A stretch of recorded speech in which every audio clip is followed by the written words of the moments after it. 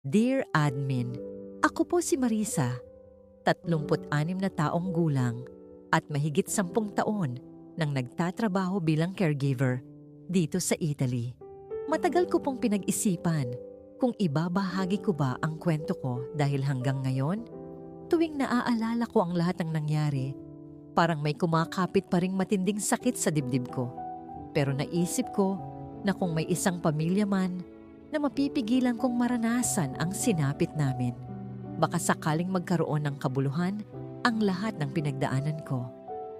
Hindi ko akalaing ang pinakamalaking kalaban ko ay hindi ang hirap ng buhay sa ibang bansa, kundi ang sarili kong pamilya na buong buo kong pinagkatiwalaan sa loob ng maraming taon. 26 na taong gulang pa lamang ako nang magdesisyon akong mangibang bansa. Ilang buwan pa lang ang nakakalipas noon nang bawian ng buhay ang tatay namin dahil sa stroke. Biglaan ang lahat. Isang araw kasama pa namin siyang kumakain, kinabukasan nasa ospital na siya, at makalipas lamang ang ilang araw ay iniwan na niya kami. Para akong binagsakan ng langit at lupa dahil bukod sa sakit ng pagkawala niya, naiwan pa sa amin ng napakaraming utang na ginamit sa pagpapagamot. Ang nanay kong si Lorna ay wala namang permanenteng trabaho. Ang ate kong si Karen ay hindi nakatapos ng kolehiyo dahil kinailangan niyang tumulong sa bahay, habang ang bunso naming si Jason ay nasa high school pa lamang noon.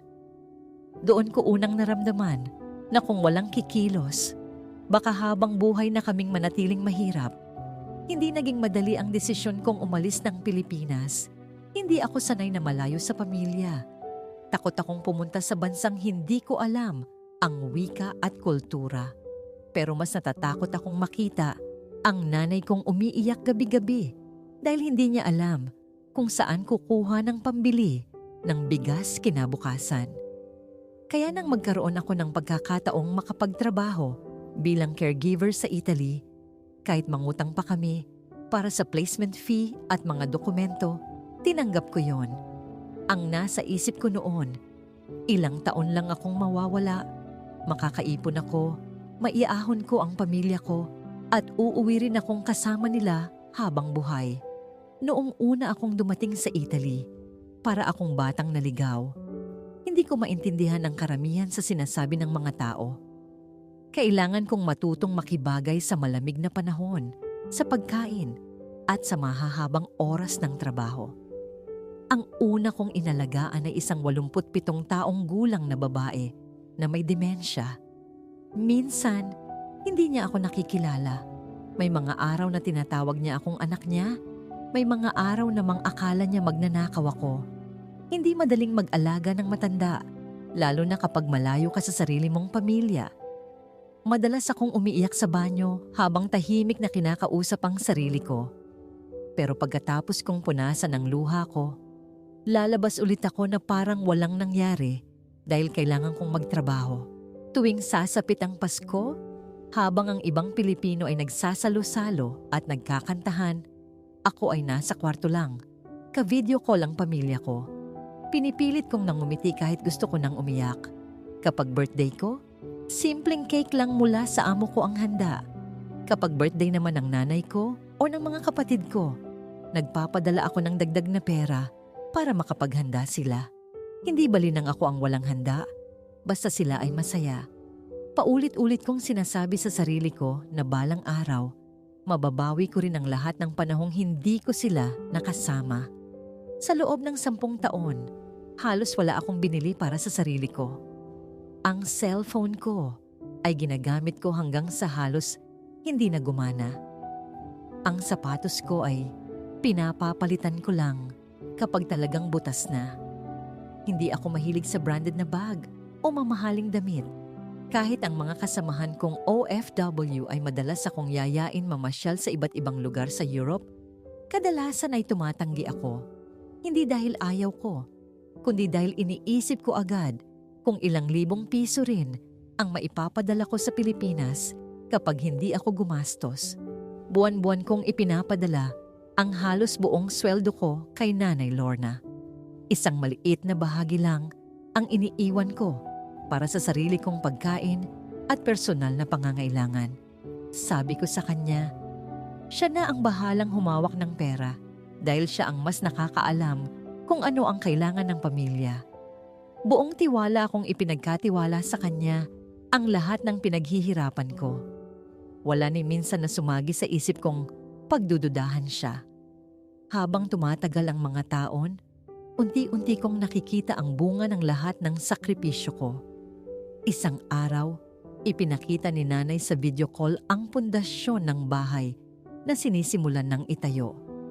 Hindi ko napigilang maiyak. Ilang taon kong pinangarap na magkaroon kami ng bahay na hindi na tumutulo ang bubong kapag umuulan. Maya-maya, may pader na. Pagkatapos, ay may kisame na. Hanggang sa dumating ang araw na natapos ang bahay na matagal ko nang pinapangarap para sa pamilya ko. Kahit malayo ako, pakiramdam ko ay kasama nila akong nagbubuhat ng hollow blocks at nagbabayad sa bawat sako ng semento. Makalipas pa ang ilang taon, nakabili rin kami ng maliit na lupang sakahan sa probinsya. Pangarap ko iyon dahil gusto kong kapag tuluyan na akong umuwi ay meron kaming mapagkukunan ng kabuhayan. Hindi ko balak umasa habang buhay sa pagiging OFW. Gusto kong magtanim ng gulay, mag-alaga ng manok at baboy, at mamuhay ng tahimik kasama ang magiging pamilya ko. Tuwing naiisip ko ang simpleng buhay na yon, nawawala ang pagod ko sa trabaho. Sa Italy ko rin nakilala si Adrian. Isa rin siyang Pilipino at nagtatrabaho bilang maintenance technician sa isang pribadong kumpanya. Hindi kami agad naging magkasintahan. Nagsimula kami bilang magkaibigan. Pareho kaming homesick. Pareho kaming nangangarap na makauwi ng tuluyan. Kapag pareho kaming walang pasok, nagkakapilang kami sa maliit na park malapit sa simbahan habang nagkukuwentuhan tungkol sa buhay sa Pilipinas. Hindi niya ako pinangakuan ng marangyang buhay. Ang lagi lang niyang sinasabi sa akin, mas gusto kong simpleng buhay basta magkasama tayo kaysa malaking bahay na malayo ka naman. Siguro iyon ang dahilan kung bakit lalo ko siyang minahal. Hindi siya maluho, hindi siya sugarol, hindi rin siya mabisyo. Pareho kaming sanay mag-ipon dahil pareho naming alam kung gaano kahirap kitain ang bawat euro na pinapadala namin sa Pilipinas. Noong nakaraang taon, habang magkasama kaming umiinom ng kape, pagkatapos ng trabaho, bigla niyang hinawakan ng kamay ko at sinabing panahon na raw para unahin naman namin ang sarili naming buhay. Mahigit 10 taon na raw kaming nagtatrabaho. Nakapagpatayo na ako ng bahay para sa pamilya ko. Nakapag-ipon na rin kami para sa kinabukasan namin.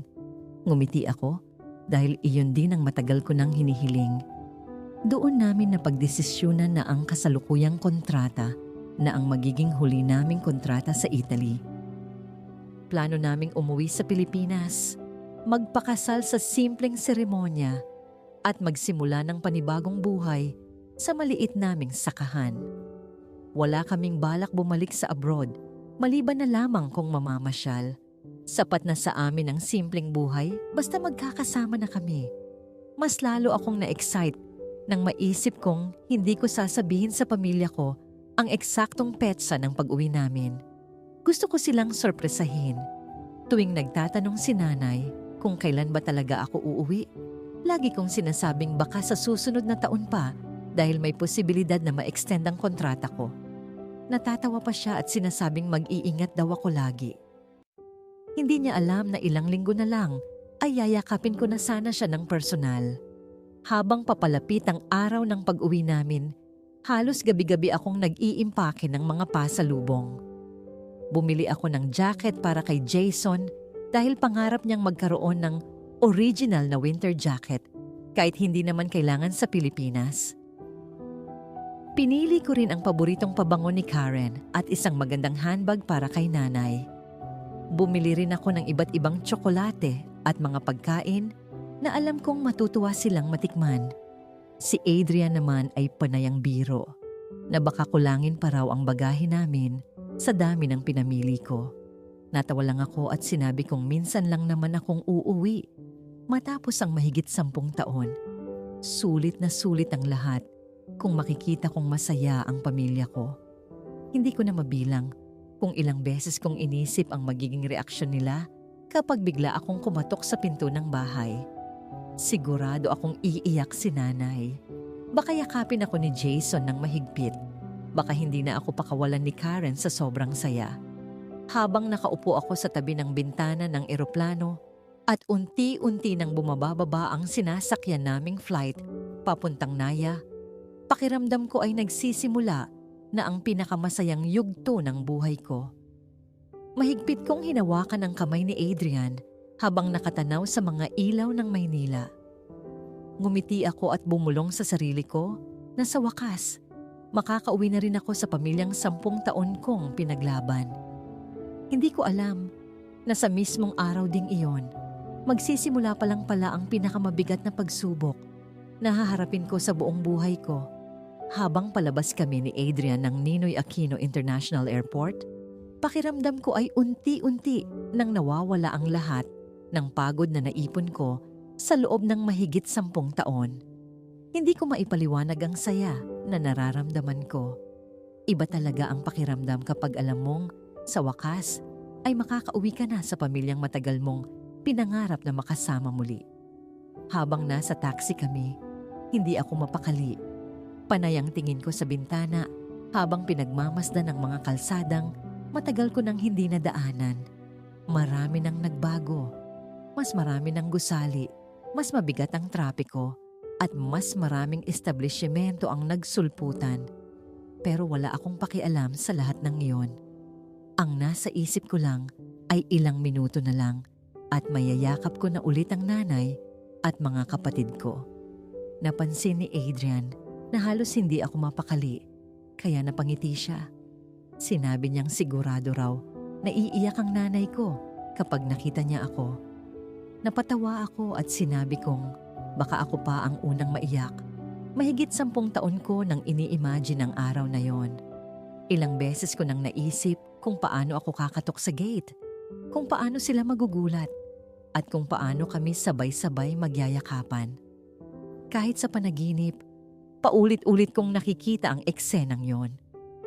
Kaya habang papalapit ang taxi sa subdivision, kung saan nakatayo ang bahay na pinagawa ko, gamit ang lahat ng ipon ko sa Italy, lalo akong kinabahan sa sobrang excitement. Ngunit pagdating namin sa tapat ng bahay, may kakaiba agad akong napansin. Iba ang sasakyang nakaparada sa garahe. Ang dating kulay cream na gate ay kulay dark gray na. Pati ang mga halaman sa harapan ay iba na ang ayos. Noong una ay inisip kong baka nagpa-renovate lang sila. Baka gusto lang ni nanay na pagandahin ang bahay. Hindi naman imposible yon dahil ilang taon na rin mula nang matapos itong ipagawa. Bumaba ako ng taxi habang hawak ang mga pasalubong. Habang papalapit ako sa gate, lalo akong kinikilig sa ideyang ilang segundo na lang ay makikita ko na silang lahat. Pinindot ko ang doorbell at huminga ng malalim. Inihanda ko na ang sarili kong marinig ang boses ni nanay. Pero hindi si nanay ang lumabas.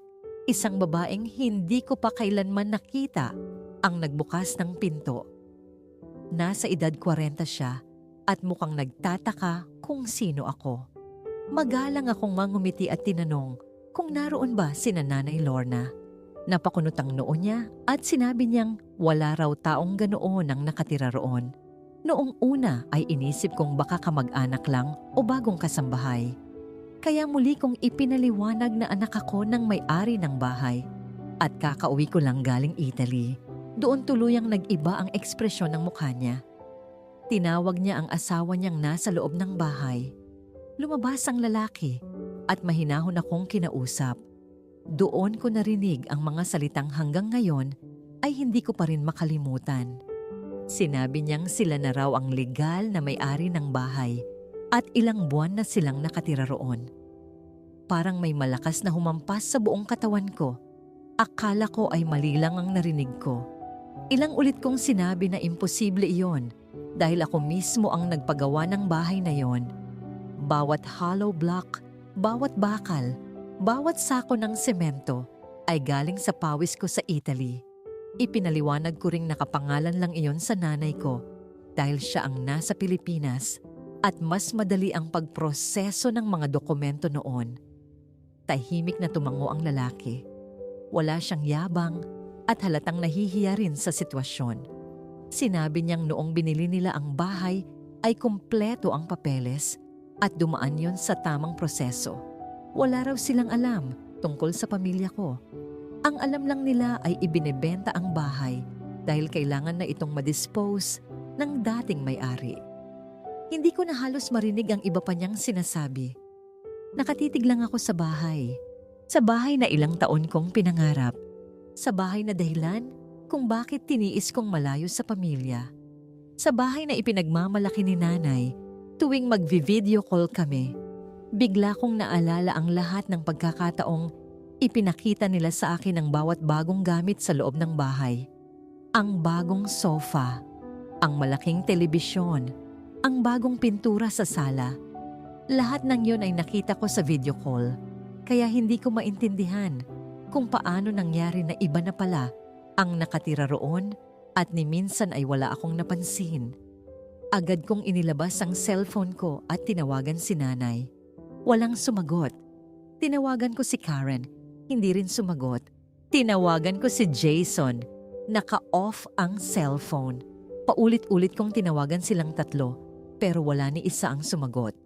Habang tumatagal, lalo akong kinakabahan. Hindi ko alam kung ano ang iisipin ko.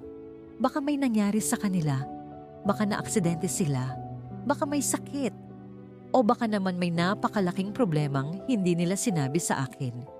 Napansin ni Adrian na nanginginig na ang mga kamay ko, kaya siya na ang lumapit sa bagong may-ari ng bahay. Humingi siya ng paumanhin sa abala at nagtanong kung may alam ba sila kung saan lumipat ang dating nakatira. Umiling lamang ang lalaki. Ang sabi niya, hindi raw sila naging close sa dating may-ari dahil pagkatapos mapirmahan ang bentahan ay hindi na sila nagkita muli. Hindi ko na alam ang gagawin ko. Pakiramdam ko ay naliligaw ako sa sarili kong bayan. Nandito na ako sa Pilipinas pero hindi ko alam kung nasaan ang pamilya ko.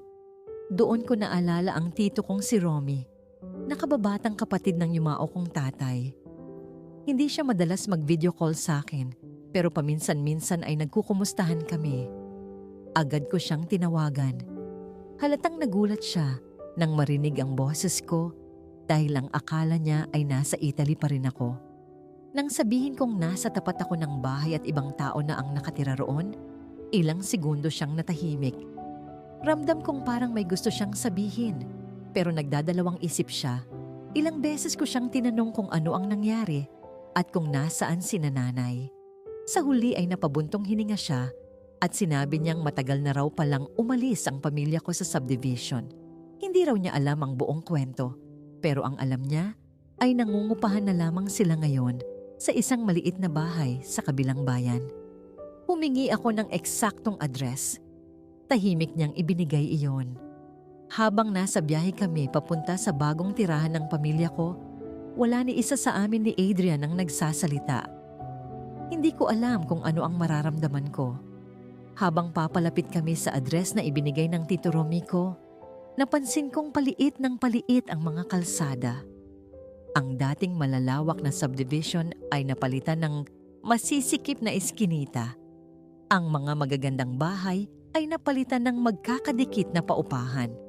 Doon pa lang ay nagsisimula na akong kabahan. Huminto ang taxi sa tapat ng isang lumang apartment na yari sa pinaghalong semento at yero. Halata ng matagal na itong nakatayo. May mga tumutulong tubig mula sa bubong at halos hindi na makita ang dating kulay ng pintura sa pader. Hindi ako makapaniwala na iyon ang address na ibinigay sa akin. Dahan-dahan akong bumaba ng sasakyan habang nakatitig sa maliit na bahay. Hindi iyon ang buhay na ipinapakita nila sa akin sa video calls. Hindi iyon ang bahay na sinasabi nilang maayos na ang lahat. Hindi iyon ang buhay na pinaniwalaan kong bunga ng mahigit 10 taon kong sakripisyo.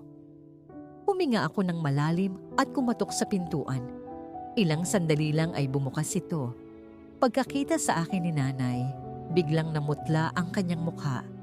Sa loob ng bahay, Nakita kong napahinto rin sina Karen at Jason. Para bang nakakita sila ng multo. Walang ngumiti, walang lumapit para yumakap.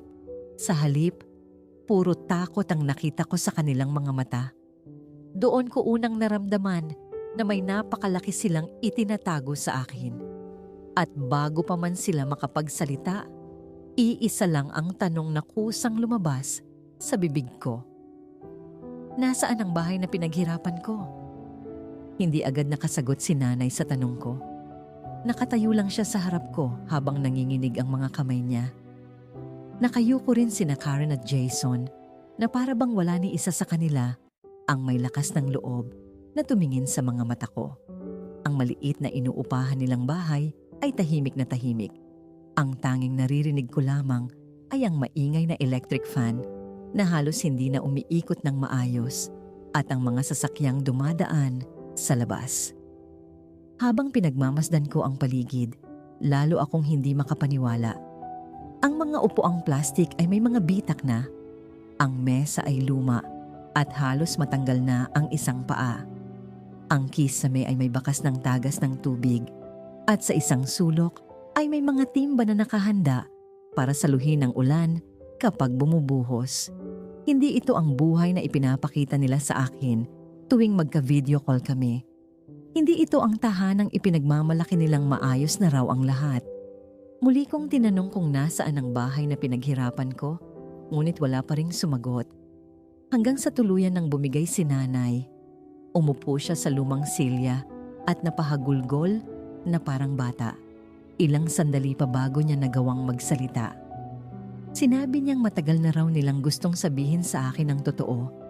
Pero sa bawat pagkakataong bubuksan nila ang usapan, natatakot silang baka tuluyan akong mawala ng tiwala sa kanila. Habang nagsasalita siya, ramdam kong may napakabigat na katotohanang unti-unting inilalabas. Isang katotohanang hindi ko kailanman naisip na maririnig ko mula sa sarili kong pamilya. Akala ko noong una ay may nagkasakit sa kanila. Akala ko nalugi sila sa negosyo o nabiktima ng isang malaking scam, ngunit mali ang lahat ng hinala ko. Ang sumira pala sa pamilya namin ay isang bagay na halos araw-araw kong nakikitang lumalabas sa social media pero hindi ko kailanman pinansin. Isang bagay na nagsimula sa simpleng pagpindot lamang sa cellphone.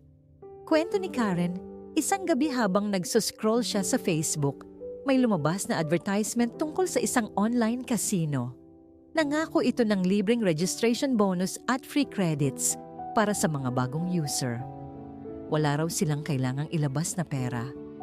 Kailangan lang gumawa ng account at maaari na agad maglaro. Dahil wala naman daw silang mawawala, sinubukan niya ito bilang libangan.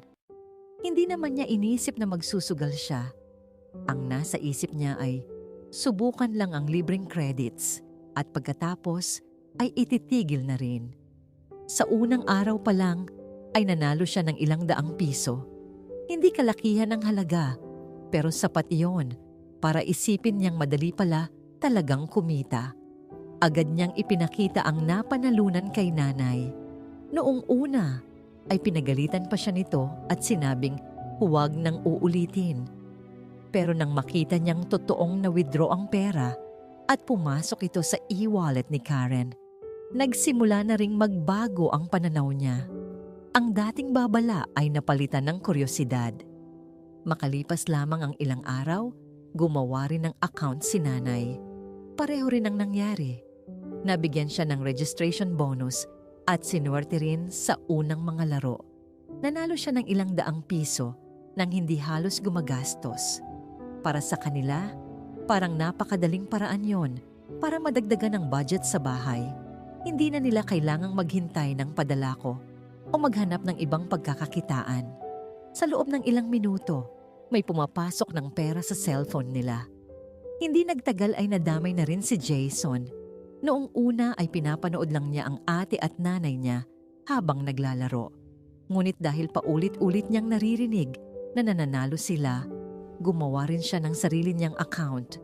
Nang makatsamba rin siyang manalo, lalo silang naniwala na hindi ito basta sugal. Pakiramdam nila ay para itong isang pagkakataong madaling pagkakitaan kung marunong ka lang maghintay ng tamang timing. Doon nagsimula ang lahat. Sa umpisa, wala talaga silang intensyong malulong. Kapag may panalo silang 500 o 1,000 piso, masayang-masaya na sila. Nagagamit nila yon sa pambili ng pagkain o pambayad ng kuryente. Minsan pa nga ay ipinagmamalaki pa nila sa isa't isa na parang nakadiskubre sila ng sikreto para kumita ng hindi naghihirap.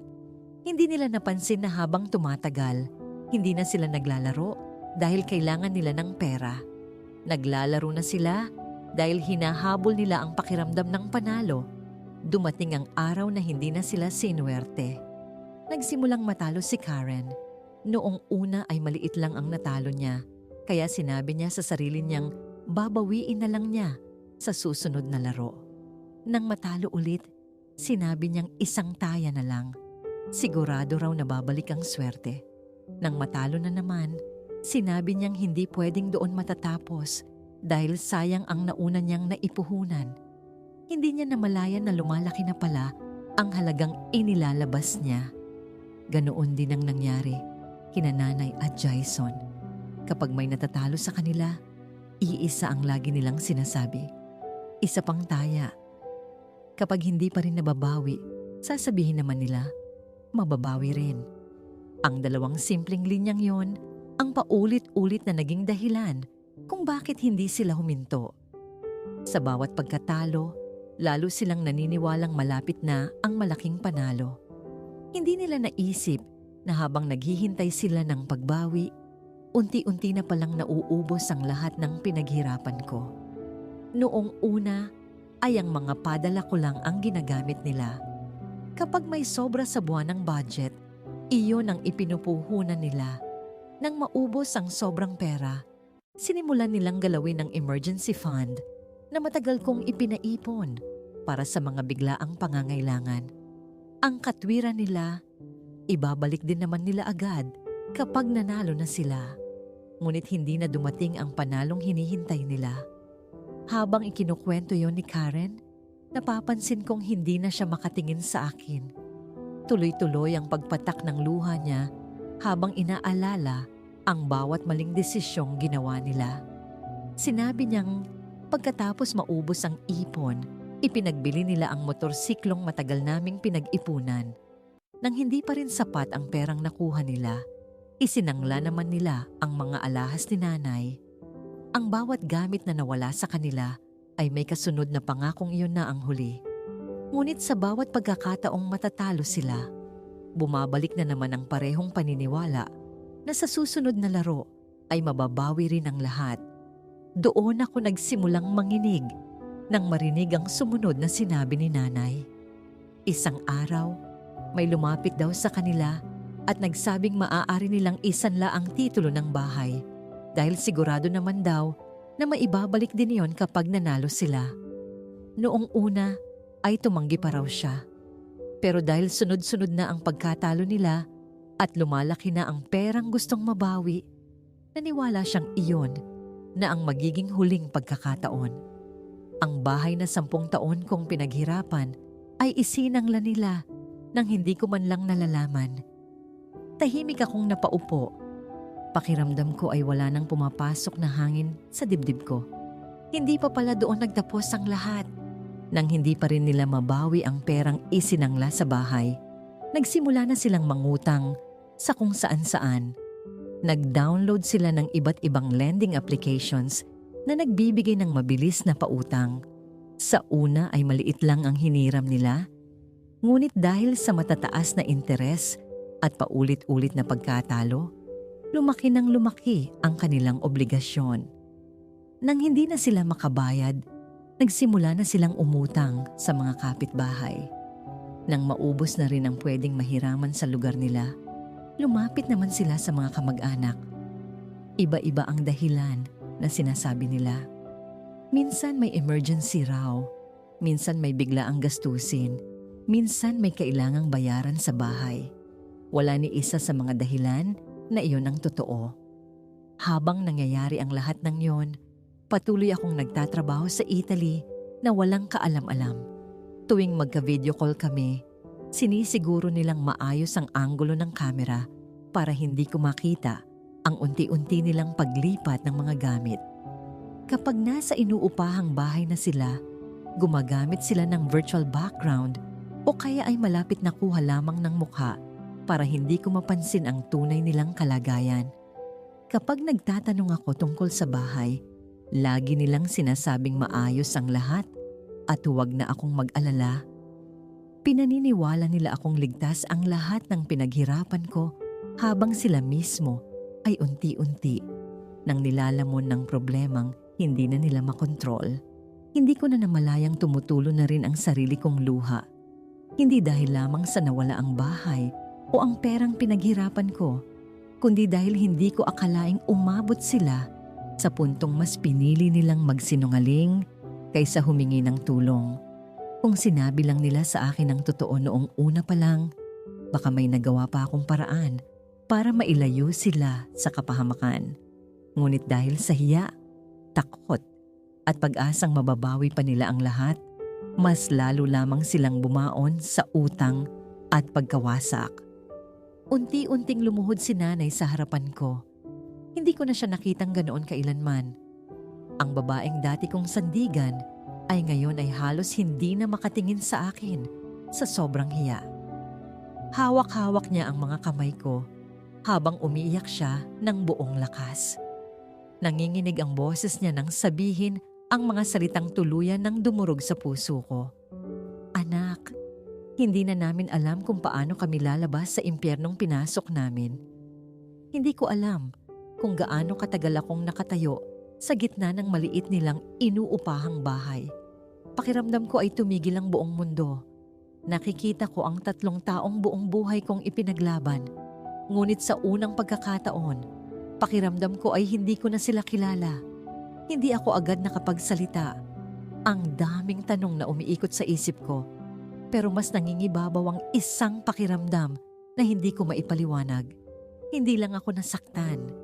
Pakiramdam ko ay pinagtaksilan ako ng mga taong pinagkatiwalaan ko ng lahat ng pinaghirapan ko. Tahimik akong naglakad papunta sa bintana.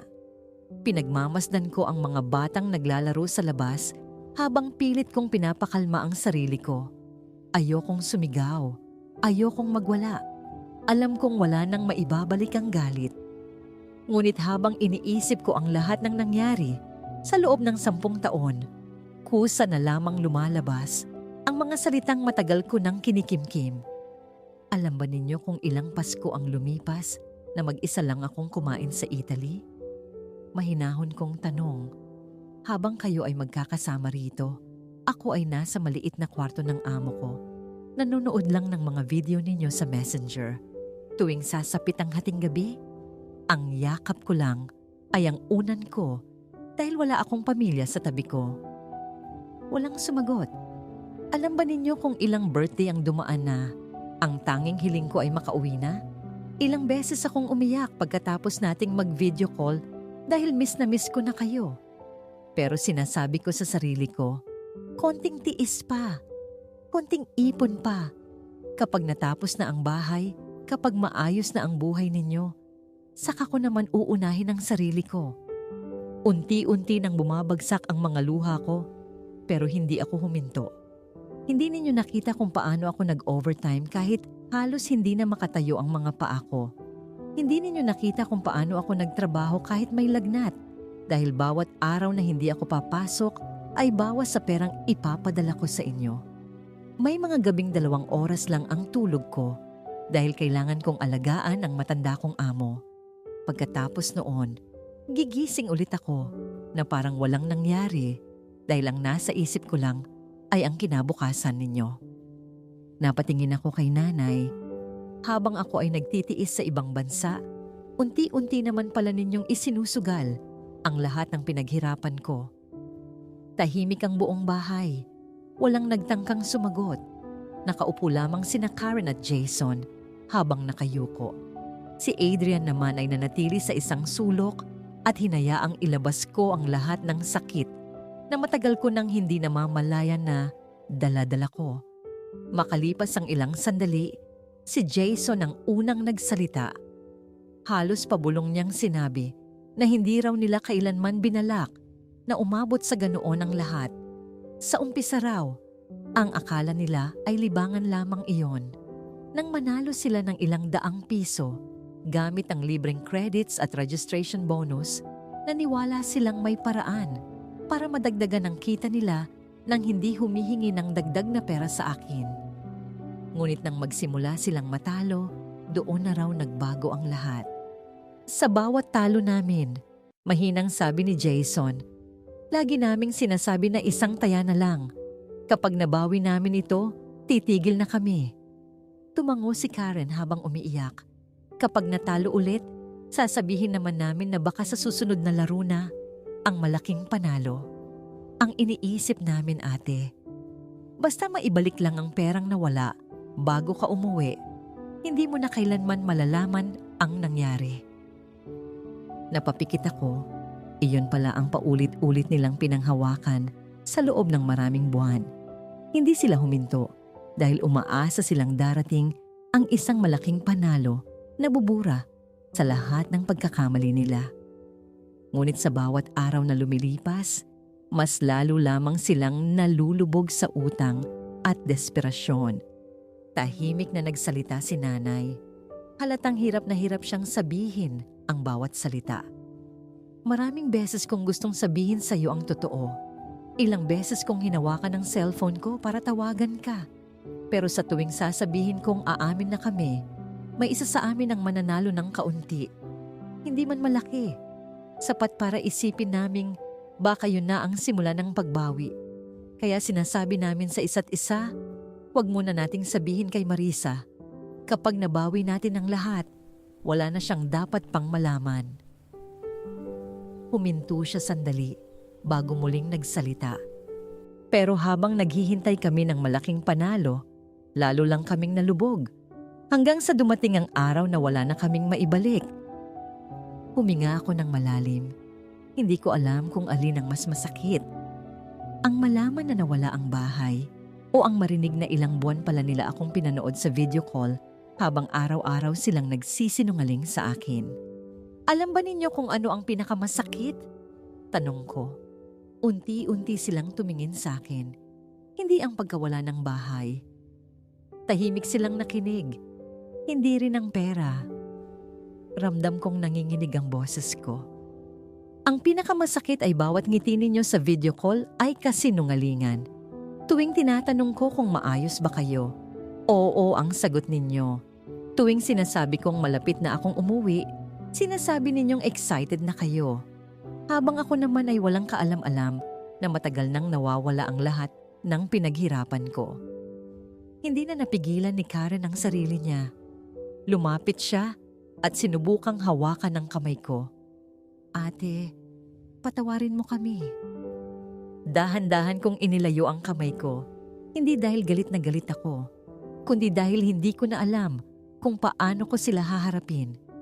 Pakiramdam ko ay may malaking pader nang namamagitan sa amin. Ang tiwalang binuo namin sa loob ng maraming taon ay nawala sa loob lamang ng ilang buwan. Tahimik kong kinuha ang mga luggages na dala ko mula sa Italy at inilagay sa loob ang mga dokumento at personal kong gamit. Napansin iyon ni nanay, kaya dali-dali siyang tumayo. Anak, saan ka pupunta? Hindi ako agad sumagot. Isinara ko muna ang zipper ng bag bago ko sila muling hinarap. Wala kayong pakialam. Mga sinungaling. Napaiyak lalo si nanay. Huwag mo kaming iwan. Napabuntong hininga ako. Buong buhay ko, kayo ang dahilan kung bakit ako lumaban sa ibang bansa. Kayo ang dahilan kung bakit tiniis kong malayo sa sarili kong buhay. Pero ngayon, hindi ko na alam kung saan ako magsisimulang muli. Tahimik ang buong bahay. Walang nagsasalita. Walang makapigil sa pagpatak ng luha. Matagal akong nakatingin sa kanilang tatlo bago ako tuluyang nagsalita. Hindi ko kayo kayang patawarin, hindi ngayon. Hindi ko yun sinabi ng may galit. Hindi rin ng may sigaw. Sinabi ko yun bilang isang anak na pagod ng magdala ng sakit na hindi niya kailanman inakalang mararamdaman mula sa sarili niyang pamilya. Mahigpit kong hinawakan ang kamay ni Adrian at dahan-dahan kaming lumabas ng maliit na inuupahan nilang bahay. Hindi na ako lumingon.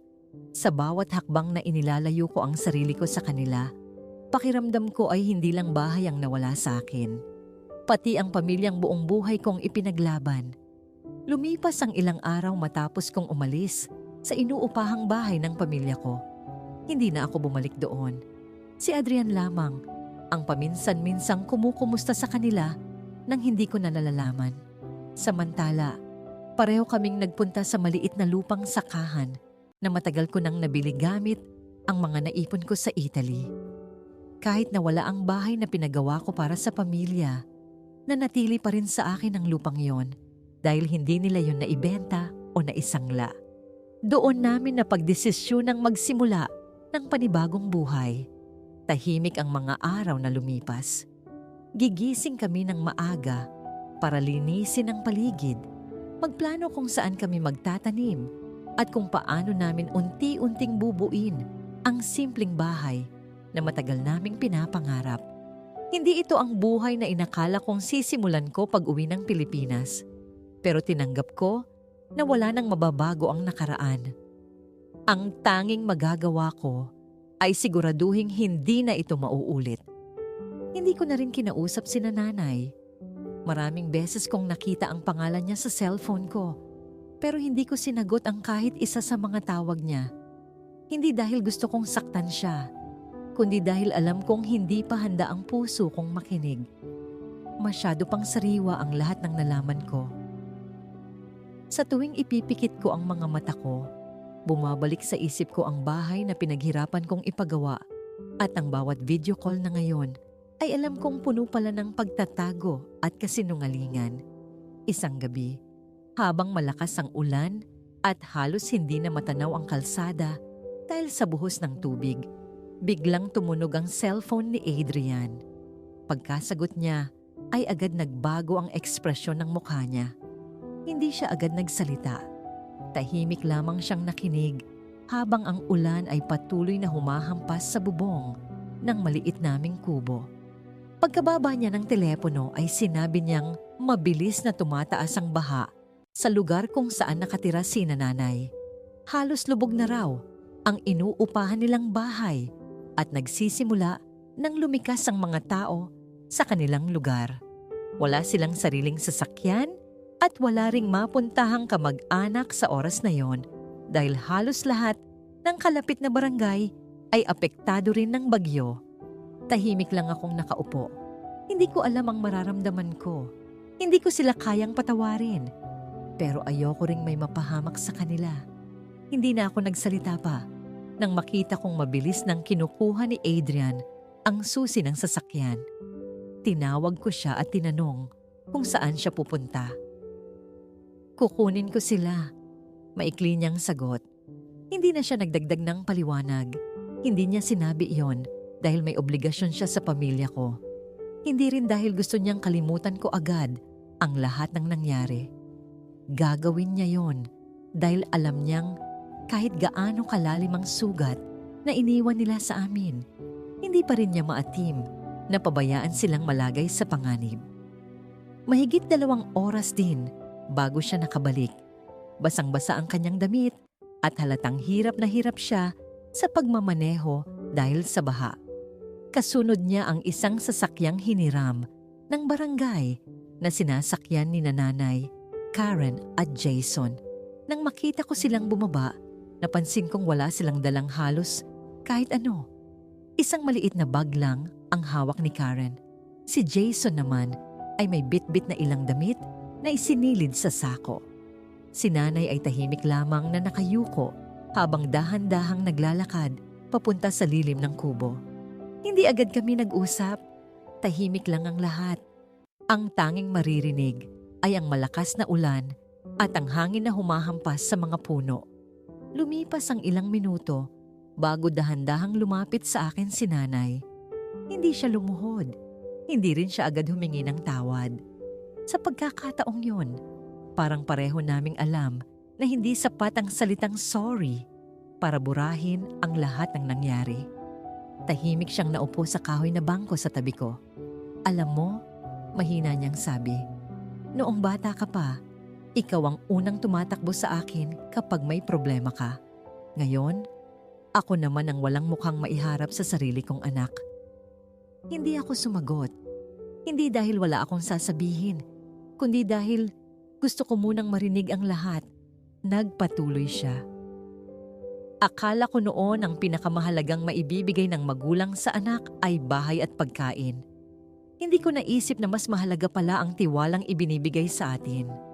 Isang beses lang pala iyong masira. Napayuko siya. At ako mismo ang sumira noon. Tahimik kong pinagmasdan ang mga kamay kong ilang taon ding nagtrabaho para mabuo ang lahat ng nawala sa amin. Noon ko lang napagtanto na hindi lang pala pera ang ninakaw ng sugal sa pamilya namin. Ninakaw nito ang tiwala, ang katahimikan, at ang relasyon naming mag-anak. Humarap ako sa kanilang tatlo. Hindi ko kayo tatawaging masasamang tao, sabi ko. Pero nagawa ninyo ang napakasamang desisyon at bawat maling desisyon ay may kapalit. Wala na akong maibabalik na buwanang padala. Wala na rin akong ibibigay na perang ipambabayad sa lahat ng utang ninyo. Kung gagawin ko yon, para ko lang itinuro sa inyo na may sasalo sa bawat pagkakamali ninyo. Kung gusto ninyong makabangon, kailangan ninyong paghirapan. Maghanap kayo ng trabaho. Kung may natitira pa kayong mga ari-arian dyan na hindi ko alam, ibenta ninyo ng maayos at legal. Bayaran ninyo ang mga utang ninyo kahit paunti-unti. Kung kailangan ninyong magpagamot para sa gambling addiction, gawin ninyo. Huwag ninyong ikahiya dahil mas nakakahiya ang patuloy na magsinungaling at sirain ang sarili ninyong pamilya. Napatingin ako kay Jason. At ikaw, bata ka pa. Huwag mong hayaang ang buong buhay mo ay masira dahil sa isang maling bisyo. Tumango siya habang umiiyak. Pagkatapos ay tumingin ako kay Karen. Hindi sapat ang pagsisisi. Patunayan ninyo sa gawa na nagbago na kayo. Sa huli ay humarap ako kay nanay. Hindi ko masasabi ngayon na napatawad na kita, Nay. Baka hindi pa bukas. Baka hindi pa sa susunod na buwan. Pero sisikapin kong dumating ang araw na kaya na kitang kausapin nang hindi naaalala ang lahat ng sakit na ito. Tahimik na tumango si nanay. Sa unang pagkakataon mula nang umuwi ako ng Pilipinas, wala nang nagtangkang gumawa ng dahilan o maghanap ng palusot. Tinanggap nilang ang tanging paraan para mabawi ang respeto at tiwala ay hindi sa salita, kundi sa mahabang panahon ng tamang pagkilos. Makalipas ang ilang buwan, nagsimula na rin kaming magtanim ni Adrian sa maliit naming sakahan. Hindi man marangya ang buhay namin, payapa naman ito. Unti-unti naming binuo ang maliit naming modern bahay kubo at bawat araw na lumilipas ay lalo naming pinahahalagahan ang simpleng pamumuhay na matagal naming pinangarap habang nagtatrabaho pa kami sa Italy. Paminsan-minsan ay may balita akong natatanggap tungkol sa pamilya ko. Nalaman kong nagtatrabaho na si Jason sa isang warehouse. Si Karen ay pumapaldo na rin sa pag-affiliate. Si nanay naman ay tumutulong sa isang kapitbahay upang kahit paano ay may maipambayad sila sa kanilang mga utang. Mabagal ang kanilang pagbangon. Pero sa pagkakataong ito ay hindi na sila umaasa sa swerte at sa akin. Umaasa na sila sa sariling sipag at pagsisikap. Doon ko rin tuluyang naunawaan ang pinakamahalagang aral na natutunan ko bilang isang OFW. Ang perang kinikita ay pwedeng maubos, ang bahay ay pwedeng maibenta, ang mga ari-arian ay pwedeng mawala sa isang iglap. Ngunit ang tiwala ng isang pamilya ay napakahirap ibalik kapag ito ay nasira. Kaya sa lahat ng kapwa ko, OFW na nanonood ngayon, sana ay hindi lang pera ang ipadala ninyo sa inyong pamilya. Turuan din ninyo silang ingatan ang bawat sakripisyo, maging responsable sa bawat desisyon At huwag hayaang sirain ng anumang bisyo ang lahat ng pinaghirapan ninyo sa ibang bansa. Dahil sa huli, ang pinakamahalagang naipon ng isang OFW ay hindi lamang ang pera sa bangko o ang bahay na naitayo, kundi ang tiwalang sama-samang binubuo at pinangangalagaan ng buong pamilya. Mga kabayan, kung umabot kayo hanggang dulo ng kwentong ito, sana ay magsilbi itong paalala hindi lamang sa mga OFW, kundi pati na rin sa mga pamilyang naiwan sa Pilipinas. Hindi madaling kumita ng pera sa ibang bansa. Bawat padala ay may katumbas na pagod, lungkot, homesickness, at mga panahong hindi na maibabalik. Kaya sana, ingatan natin ang bawat sakripisyo ng mga mahal natin sa buhay. Dahil kapag nawala ang pera, maaari pa itong kitain muli. Pero kapag nawala ang tiwala, napakahirap na nitong buuin ulit. At ngayon naman, gusto naming makilala ang mga kababayan nating nanonood mula sa iba't ibang panig ng mundo. I-comment ninyo sa ibaba kung saang bansa kayo nanonood. Nasa Saudi Arabia ba kayo? United Arab Emirates, Qatar, Kuwait, Singapore, Hong Kong, Japan, South Korea, Canada, Australia, o baka naman nasa Europe o Estados Unidos kayo. Binabasa namin ang inyong mga komento at malaking inspirasyon sa amin ang inyong mga sakripisyo. At kung nagustuhan ninyo ang kwentong ito, huwag kayong aalis dahil may isa pa kaming inihandang napakagandang kwento na siguradong magpapaisip at magpapakaba rin sa inyo. Panoorin ninyo ang susunod naming video na may pamagat na Dalawa Sila Kapag Wala si Madam. I-click lamang ang video na lalabas sa inyong screen. Maraming salamat sa pananatili hanggang sa dulo ng kwentong ito.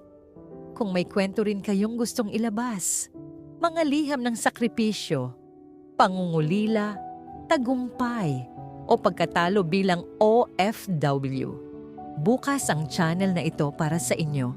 Pwede kayong magpadala ng inyong kwento at igagalang namin ang inyong pagkakakilanlan. Thanks for watching and we'll see you in the next video.